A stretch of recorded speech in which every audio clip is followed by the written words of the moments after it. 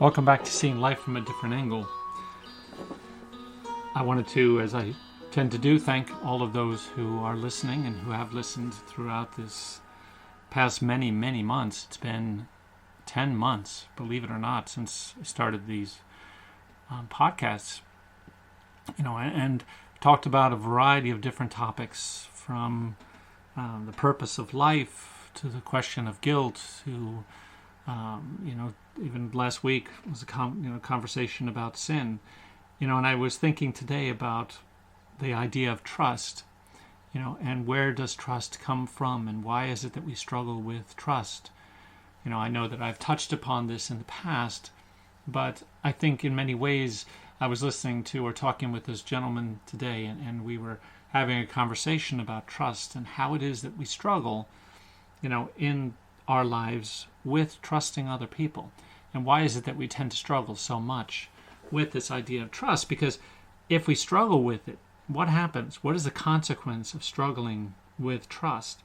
It's that we tend, first of all, to avoid those circumstances.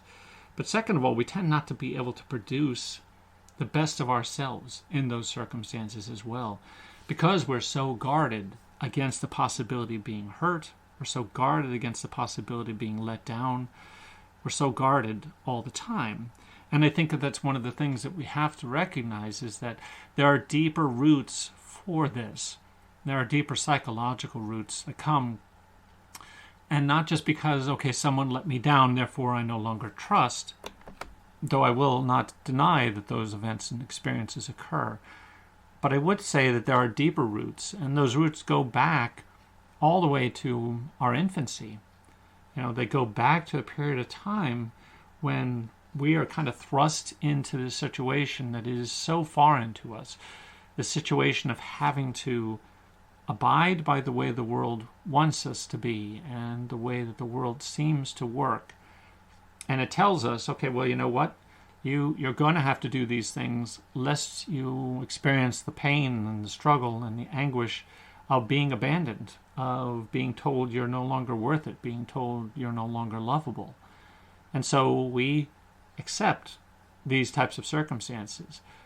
What I'm referring to specifically is this, is that, we've talked before about the idea of a wide open reality, a place where in that space we feel loved and we feel connected with God, and if we're blessed enough and it lasts long enough, we'll feel a sense of connection with the external world as well, meaning our relationship at that early age with our mothers or our primary caregiver.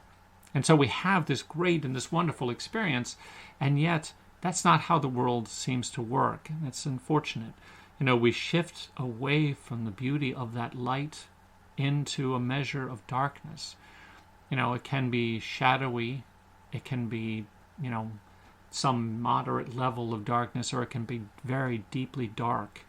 But one way or another, shifting out of that space, we experience for the first time in our lives a sense of abandonment, a sense of even destruction, a destruction of the world within which we were used to, a destruction of the sense that everything is okay and that I am loved and that I am connected.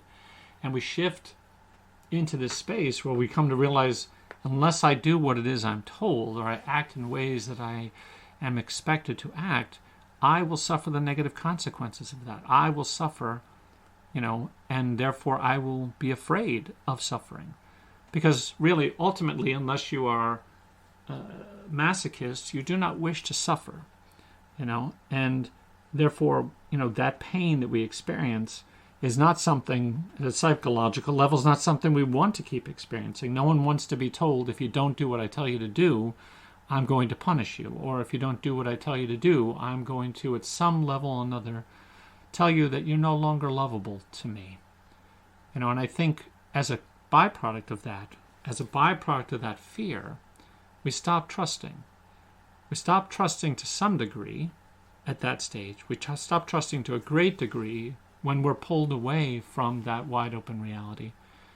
And we trust less and less as time goes on, as more the world proves to us that it is unknowable and it is doubtable.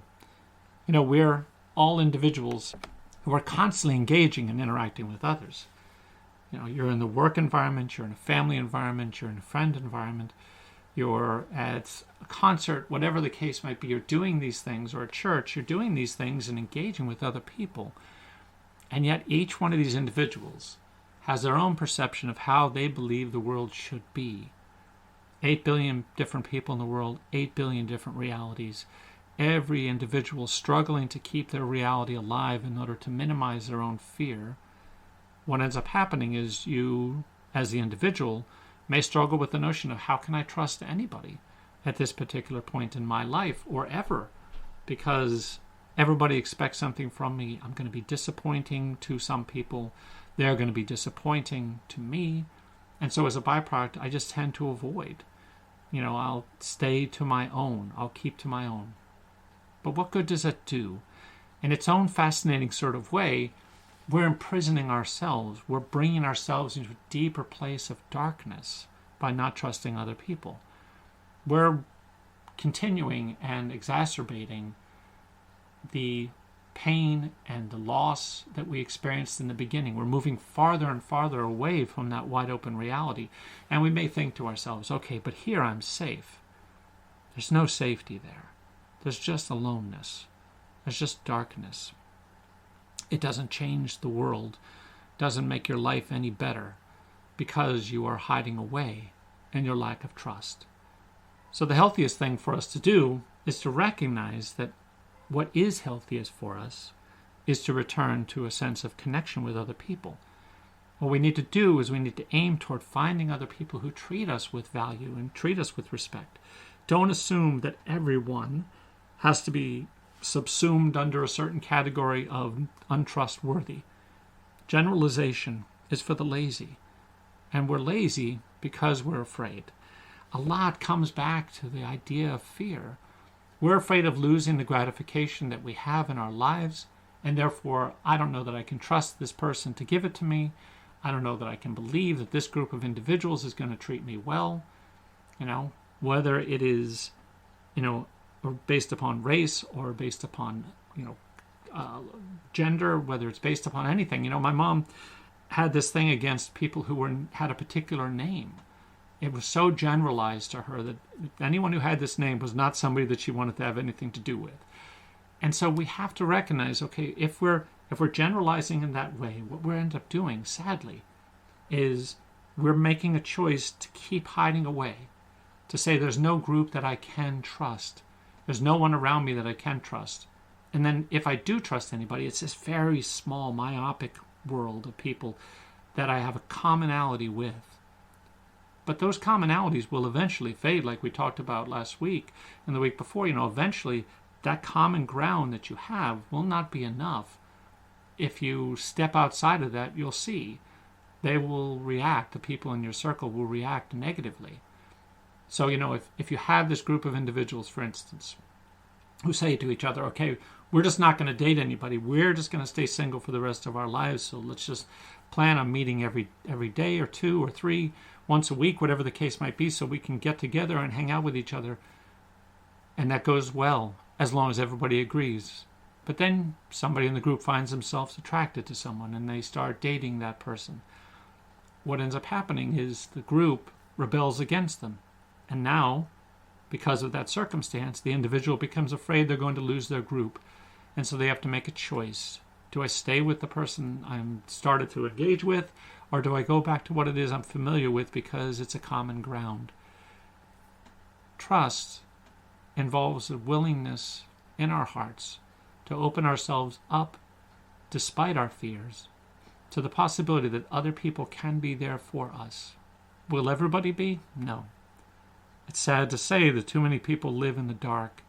They live in a place of existence or subsistence where they're not going to be able to be reached, or they're not interested in being reached, or they're too afraid to be reached.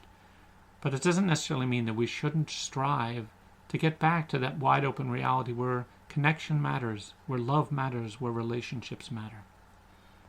So if I can give you one bit of guidance, it would be this. Look around you. Make a choice to engage with somebody today. See how it goes.